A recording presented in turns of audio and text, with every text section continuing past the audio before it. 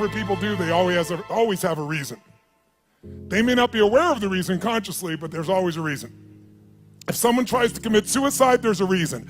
If someone tries to hurt someone else, there's a reason. If someone is willing to work 18-hour days, there's a reason. If someone doesn't want to work, there's a reason. And here's the good news. Having dealt with literally tens of millions of people from hundreds of countries, or more than 100 countries to be accurate, I could be an idiot at this point and have to see there are patterns. There are patterns that'll make you angry and patterns that'll make you sad. There are patterns that'll excite you. There are patterns that'll make you grateful. There are patterns that'll make you completely worried all the time. There are patterns that'll make you feel so absolutely certain you can run through an effing wall. Once you know what the patterns are, you can get rid of the ones that don't work and adopt some of the ones that do more often. And that's a good part of what we're gonna do the next few days to give you perspective. But the most important pattern to understand is why people do what they do. So as I told you, I've had a unique gift. I've had the chance to travel the world at this stage of life where literally the world is available to all of us in a few hours. But what I want you to understand is everybody has a reason for what they do, but the good news is there's only 6 reasons. There are lots of different stories, but I can tell you by experience being around the world, there's only 6 reasons. And those 6 reasons are called the 6 human needs. And I'm gonna walk you through these. Now I need you to manage your state for the next few minutes because we're gonna go a little deeper on content, but we're gonna do it only so in the future for the next 3 days when somebody stands up, you're gonna look at them and you're gonna go, what's driving them? And I'm gonna ask you, which of these needs are driving them? Because once you know what drives somebody, you know how to meet their needs. Or you can predict their behavior and see whether or not they're the right corporate match, personal match, intimate match, because you have to understand it. So what are these 6 needs? They are not goals, they are not desires. If you travel with me around the world, you'll see every culture has different goals, everybody has different desires, but we all have the same needs. What are they? Number 1 is the need for certainty. Certainty. Now what the hell is certainty? Certainty is a survival need. We all need to feel certain that we can avoid pain and that ideally we can have some comfort. Why? Because continuous pain would mean continuous damage. Continuous damage eventually means death.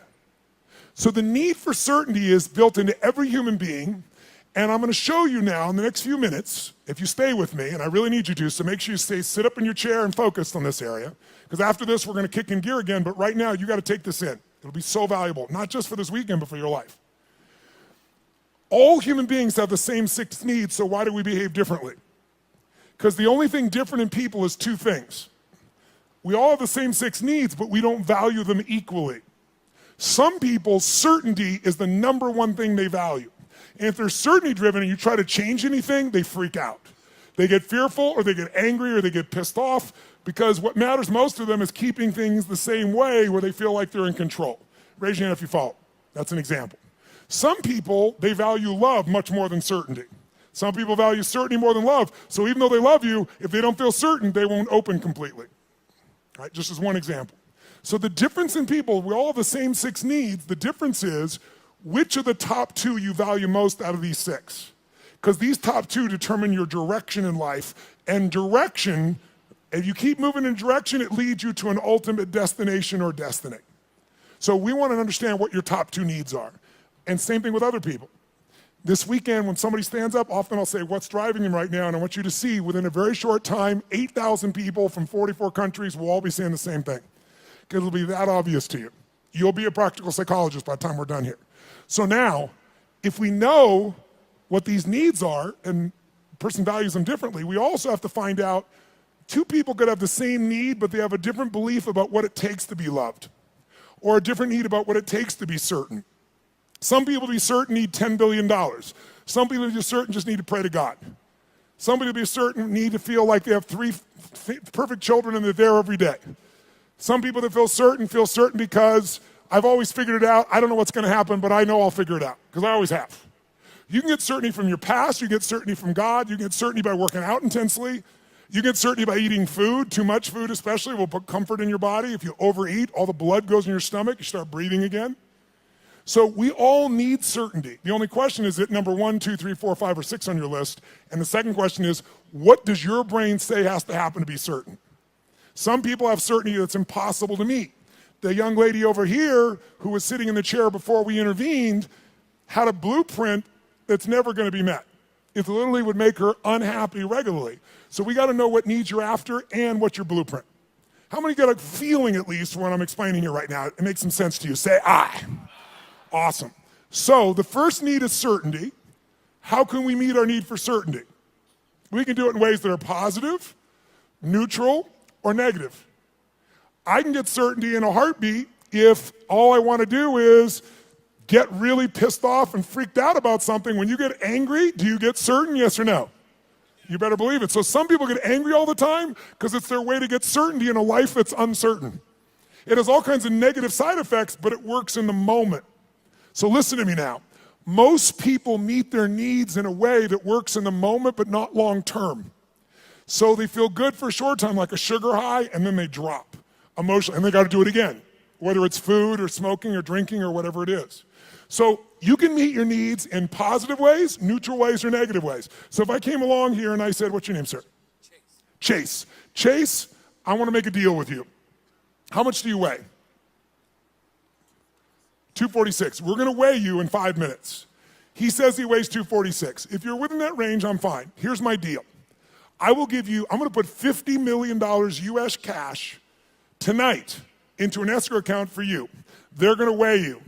If you lose 50 pounds tomorrow morning by 8:30 a.m., you will receive that 50 million, otherwise I get it back. Can you do it, yes or no? No? Sure you can. Take off a leg, take an arm, we can get your ass there. There's no question, Chase. Is the goal obtainable, yes or no? Is it achievable? Is it obtainable, yes or no? But it's not sustainable, and that's how most people meet their needs. They use a drug or alcohol or food or cigarettes or something to get comfortable, to get certainty back. But the problem is it has side effects long term. Works in the short term, doesn't the long term. Raise your hand if you follow. Say I. So you could get certainty by overeating or smoking or drinking. What happens when you smoke a cigarette? Take a deep breath in and you blow it out nice and long and slow, full exhale. When most of you are stressed, how many have noticed that you either stop breathing or you breathe really shallow? How many have noticed this in the past? So you smoke a cigarette, and in the moment, it meets your need for comfort and certainty. It's killing you, but it works short term. That's how most people live their life. You can get certainty by working out. If you go on a run really intensely, or you go lift weights, and you push yourself, and all that blood starts pulsing through you, do you feel certain, yes or no? And what's the downside? Zero. So there are ways to meet your needs that are empowering, neutral, or disempowering. The parts of our life we don't like are problems. Why would we keep a problem? We're all capable of solving it. Why would we keep a problem? The only reason you have a problem that's stuck around is because it meets some of your needs. Not all of them, or you wouldn't want to get rid of it. But enough of them that it makes it hard to give up. It's kind of like, who's ever been in a relationship way too long? Let me see a show of hands.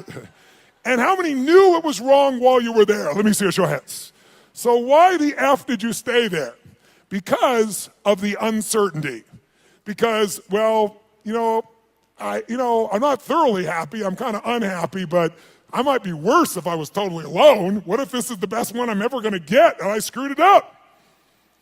But what happened was most of you had that feeling, talked yourself back down into the relationship multiple times until one day you hit a threshold where your brain went, it was painful in the past, it's painful in the present, it's going to be painful in the future, I'm out of here.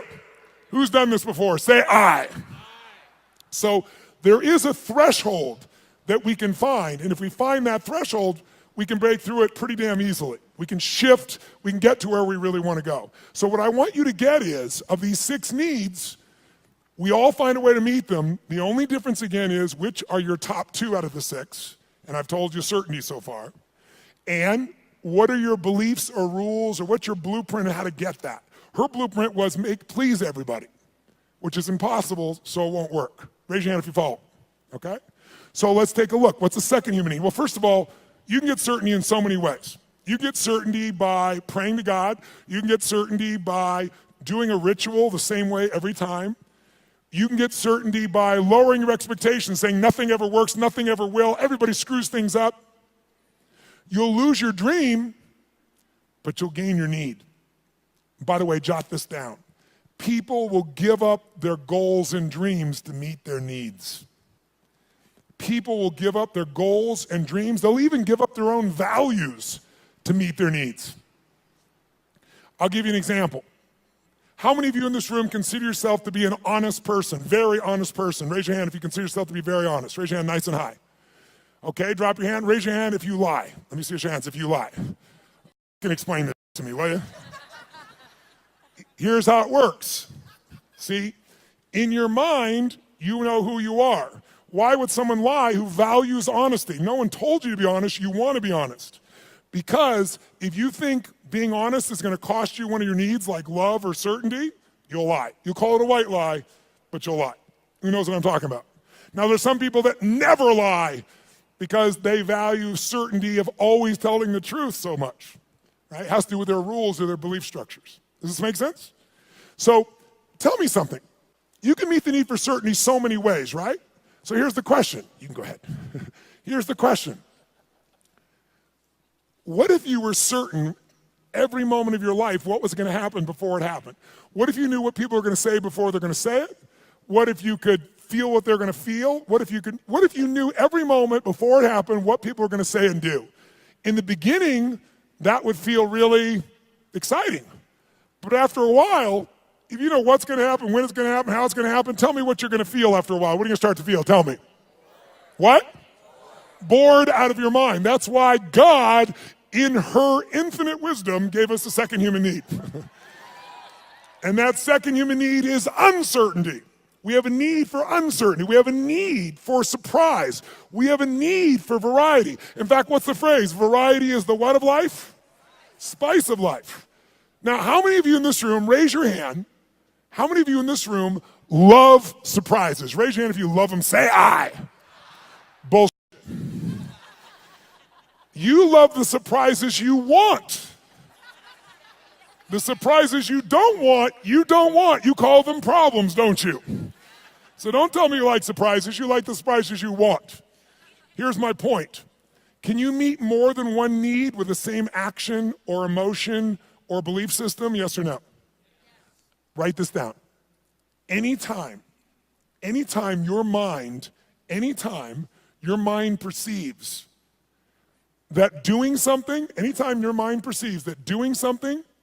believing something, or feeling something meets at least three of your needs. So anytime your mind perceives that doing something, feeling something, or believing something meets at least three of your needs, then you will become addicted to that thought, that feeling, that emotion, or that action. You can be positively addicted or negatively addicted, but you're going to be addicted. Anytime your brain perceives that something you believe, do, or feel meets three of your needs, you'll get addicted to it. Now, I'm going to show you why this is important. Let's look at two needs for a second. Is it possible to meet your need for certainty and uncertainty simultaneously, even though they're opposite needs, yes or no? I'll give you an example. Who here has ever rented a movie that you've already seen? Let me see a show of hands. Get a life. Now, I've done it too. Why would we rent a movie we've already seen? We'd rent it, why? Because we've seen it before, so we're certain it's good, and we're hoping it's been so long we forgot enough it'll be variety when we watch it again. Who knows what I'm talking about here? Say I. So you can meet both needs, but if you meet three needs, you'll become addicted to that behavior. Whether it's a good behavior or bad behavior, doesn't matter. It'll be a positive addiction or negative addiction, but you'll be addicted. So let me give you how do you get variety? You get variety in positive ways, negative ways, or neutral ways. You can get variety by learning, growing, taking on a new goal, a new challenge. You can get variety through a conversation with a friend. You can get variety by praying to God. There's so many ways to get variety, aren't there? But you can also get variety in negative ways. You can smoke a joint, and maybe that's not a negative way, but it sure will change your state. But it has side effects, right? During that time, you're not going to function maybe at the same peak or understanding. Or some people use other things, cigarettes, alcohol, anything. There's so many ways to get variety. The question is, are your ways positive, neutral, negative, or empowering? How many follow? Because we all have ways of getting that variety, that uncertainty. So here's what I want you to do. Third human need is significance. The need to feel unique, the need to feel special. Yes, I hope that picture makes you feel special. Okay? The need to feel unique, special, important. Who has the need to be needed, to feel special, unique, and important? Who do you think has that need? Who has it? Tell me who. What about people who say, I don't want to be special? Do they still want to be special? Yes or no? You bet your ass they do. Thou protest too much. Now, they don't want to be so special that you attack them. They might want to stay undercover, so to speak, but they still want to feel special. They want to feel unique. They want to feel needed. They want to feel important. So there are lots of ways to feel special. You can do it by working your ass off, taking huge risks and achieving something to feel special, or you can tear down everybody else that's trying to build something. Because there's two ways to have the tallest building in town. One is work your ass off, take risks, build the tallest building. The other one is blow up everybody else's building. And by the way, which one's faster? Which one's easier? Which takes less intelligence and less money? Tearing shit down. It happens faster. So that's why we've always had violence, and we always will unless there's a consciousness change. If I live in a tough part of the community, I'm in the hood, and you can walk through my community and you don't notice me, and I feel insignificant, I might take things into my own hands to feel significant. If all of a sudden I put a gun to your head, tell me on a 0 to 10 scale, how certain am I you're going to respond to me now when I put that gun to your head, 0 to 10? 10 is absolute, 0 is not at all. Where would you put it? Quick. Yeah, 100. Is it true? But also, when I put my gun to your head, how significant am I to you in your life, even if you didn't know me a minute ago? If I got a gun to your head, how significant am I, 0 to 10? 100. I'm the most significant thing in your life, and a moment ago you didn't know I existed. And I don't need any intelligence, I don't need background, I don't need education, all I need is a gun and the will to do it. Oh, by the way, just in case there's not enough there to be an addiction, when I put that gun to your head, every time that happens, it's going to be a different game. I know you're going to respond to me, I know I'm significant, but what you're going to say and do is different, so I get variety. So you meet 3 needs, but violence doesn't end there. Because the 4th human need is connection and love.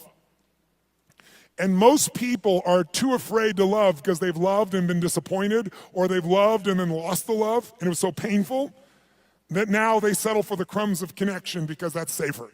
So it's a form of the need, but a low level of the need, but it's still part of the need, and we got to meet it. So if you're going for connection and love, if I cut my gun to his head, on a 0 to 10, I'm a 10 of certainty, I'm a 10 of significant to him, I'm going to have a ton of variety. But are we also connected in a sick way, but deeply connected in this moment? Yes or no? On a 0 to 10, how much connection is there between our lives at this moment when I put the gun there? 100. How many follow this? Say I.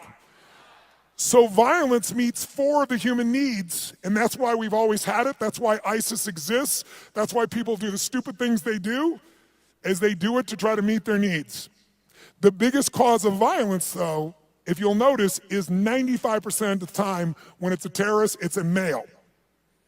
Why is that? Because in the human nervous system, if you're masculine, testosterone is probably large in you. Whether you're a man or woman, if you're more masculine, you got a lot of testosterone. Testosterone is about dominance. It's about significance. It's about domination. And the higher that is, the more they want it. If they look at their life and they're not dominating, and they get really frustrated, they'll do a final act. Men will die for significance. Women will die for love. Now, some men will die for love too, so you know. But biochemically, a female is wired to be able to nurture and to support human beings. We wouldn't exist if it wasn't for every woman in this room, because we all came through one and we wouldn't exist. There's no man that can make this shit happen. But the women have, and the reason is because they have that connecting power as their strength. Now, can any man become more love-driven? Yes. Can any woman be more significance-driven? Yes. But our biochemistry leads us that way, which is why a terrorist will come up and do what they're doing and kill someone, because all they give a shit about is domination, is that I'm significant. And they want certainty in a world where they feel uncertain. And they want variety in a life that is incredibly boring in the middle of the fucking desert where there's nothing. And no one's working, where you got 30% of the population unemployed.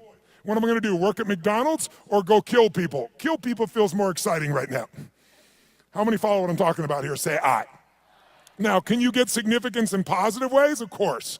You can be significantly more generous than anyone else, and that generosity gives you a sense of significance because you know you're really a giver. You're not trading, you're not exchanging, you really are giving. And it makes you feel full. It makes you feel significant because you know the truth. No matter what you tell people verbally, you know what's true inside. And no one can mess with that. You can get significance by the way you dress. You can have significance by having more tattoos and earrings in more locations than any of us want to know. But the bottom line is you can know more about box scores and sports to be significant. Everyone finds a way to be significant. Most people find a way to be significant by having a significant problem. Why? Because if I'm really successful, you might like me for a while, but after a while, most people get annoyed with someone who's always happy and successful. Easy for you! Who knows what I'm talking about here? Raise your hand, right? But if you got big-ass problems, who's going to be upset with you? You're not competing with them. So you have huge problems, you go, I understand. But if you're doing really well, it's like easy for you. So most of us unconsciously learn to create big problems as a way to connect because it's the safest way to connect and not be rejected. Some of you do it like she does by trying to please everybody all the time. Thinking if I please you enough, then you'll come to me. You'll give me what I'm really wanting too, which is what she wants. But it doesn't work that way. It works sometimes, but not all the time and not even the majority of the time. How many follow here? Say I. So we have what needs so far? Number one is, nice and loud, number one is certainty. Certainty you can be comfortable, you can avoid pain, you can survive, you can be comfortable. Second human need is the need for uncertainty. Also need for variety or surprise. What's the third human need? The need for to feel unique, to feel special, to feel important. Who has that need? Who has that need? Everyone.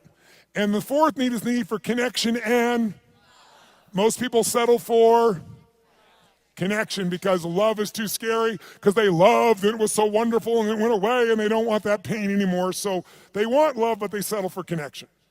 So if you can't get love or connection anywhere else, buy a dog. Don't get a cat, they're independent, get a dog. Is it true? You can be the dumbass owner, you can not even feed them, you can leave for 5 hours, you can leave for 5 minutes and it's like you've been gone for 6 months, they're so excited, right?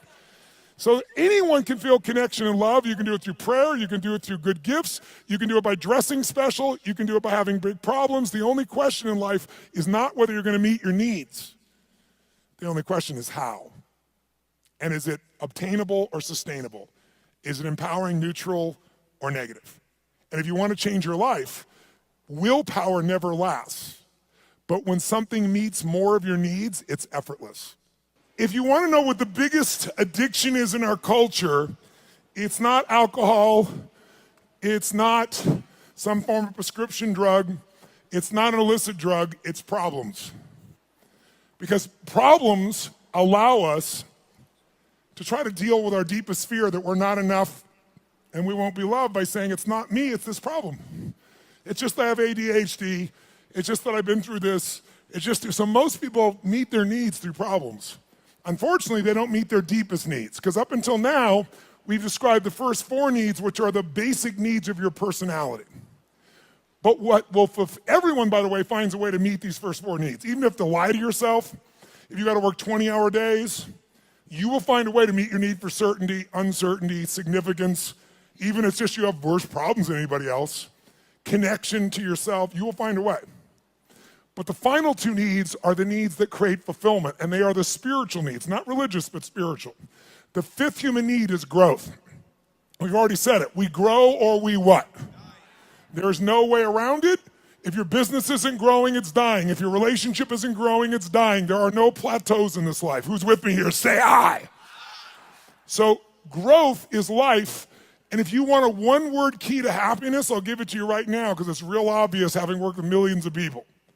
Progress equals happiness.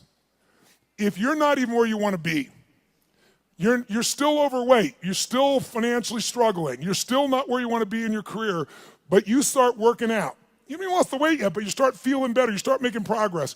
Or you start to change that business, still not there yet, but you're making progress. Or change that relationship, or change your body, or change your health. Anytime you start making progress, your happiness will go through the roof. Anytime you achieve things and you don't set up something new to go for quickly, you'll lose momentum, and in a short time you won't be so happy. Because the law of familiarity will come in, and this thing that once was this big dream will now just be something that you're used to. So the purpose of a goal is not to get the goal. The purpose of a goal is who we become to achieve it. What you get will never make you happy. Who you become will make you very happy or very sad, depending upon how you approach it and what you do with your life. So our approach here is we want to grow. And then the sixth human need is the need for contribution, the need to step out of ourselves. See, how many of you in this room, when something great happens, how many of you can't help yourself, you immediately want to share that with somebody you love? How many immediately that's your first thought? Say, I. Why? Because you can only feel so much yourself. I don't care if it's sex, drugs, rock and roll, whatever it is, there's only so much pleasure you can internally have. You want to share that concert with someone. You want to share that experience with someone because by sharing it becomes more. It's more than just you. Growth and contribution are our fifth and sixth needs. They are our spiritual needs. They are the needs that fulfill us. Everybody finds a way to feel somewhat certain, some variety, some significance, even if they got to tear people down, some connection. But very few people grow continuously and contribute continuously, which is where all the joy is. How many follow here? Say I. So we're going to make a couple distinctions. But first of all, can you meet somebody and in a few minutes start to pick up which needs might be driving them most? Yes or no? Yes or no? Of course you can. In fact, I'll give you an example. I was flying, I don't know, this was probably 5, 6, 7 years ago. I was flying this small plane across the country, and I was being the pilot. And I landed in Kansas City. And I landed in Kansas. And I'm in this little airport in Kansas, and I get out of the plane, and this young man comes running out, and he's like so enthusiastic and just such a sweet, good soul. You know, you immediately got a great hit off this kid. And he says, what can I do for you? I told him I'm just flying through. I just need to refuel. He goes, how much do you need? I said, just fill her up. He goes, no problem. I leave. As I leave him, come around the plane to walk up the steps to go into the FBO, the fixed-based operation where I'm stopping for the moment. I'm going to go up and use the facilities, and there's a young girl sitting on the stairs here, and she looks really intense. She's gothic, you know, that goth makeup. She's got, I don't remember the exact number, but like 15 earrings on one ear, one through the nose, really intense-looking little character. So I noticed her on the way in, and as I walk up the steps, I walk by her and go inside, and when I came back out, the steps are really wide, so I sat on the step just beside her. She's like one person away, and she looks up at me and goes, what do you want? I said, what do you want? She said, nothing. I said, nothing. And then we just sat there. She's like, in her space. And I said, actually, there is something I'd like to know. I said, you don't have to tell me, but I'm going to leave here in a few minutes. You're never going to meet me again. Is that your boyfriend out there? She goes, well, sort of. Like she wants him to be, right? And I said, that's nice. I said, he seems like a really, really nice kid. He's not nice.